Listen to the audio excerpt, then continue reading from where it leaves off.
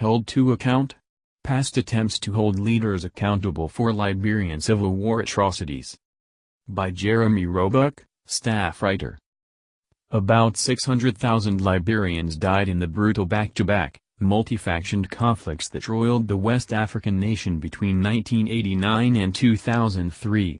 Yet, despite documented atrocities on many sides including the conscription of child soldiers, murders, torture, enslavement, and rapes, only one person has ever been convicted on criminal charges tied to war crimes committed during the conflicts.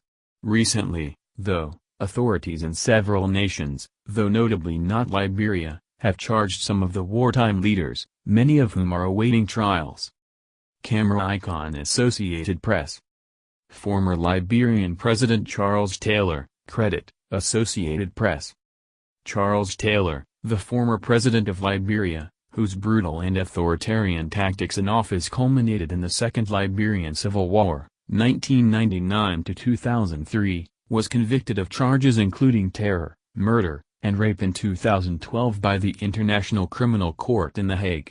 The case made him the first former head of state convicted by an international tribunal since the Nuremberg trials in Germany after World War II. However, Taylor's charges stemmed from atrocities committed during a civil war in neighboring Sierra Leone. He has never been held criminally responsible for conduct he oversaw during his own nation's internal conflicts. He is serving a 50-year sentence in the United Kingdom. In the United States, Charles M.C. Arthur Emanuel, a.k.a. Chucky Taylor, with his conviction in a Miami federal court in 2008, the son of former Liberian President Charles Taylor, is the only person held criminally responsible for war crimes committed during the Civil Wars. He was born in the U.S., and his case was the first use of a 1994 American law allowing for the prosecution of U.S. citizens for acts of torture committed abroad. He is serving a 97-year sentence in a prison in Virginia.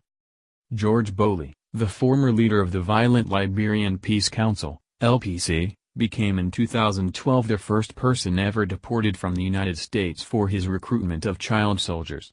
Bowley was working as a public school administrator outside of Rochester, New York, when he was arrested in 2010. Throughout his deportation proceedings he denied any involvement in human rights violations. In Philadelphia, Isaac Canna, arrested in Philadelphia earlier this year, Canna is charged with perjury from testimony he gave at Bowley's immigration hearing. He denied the LPC was involved in human rights abuses or the recruitment of child soldiers.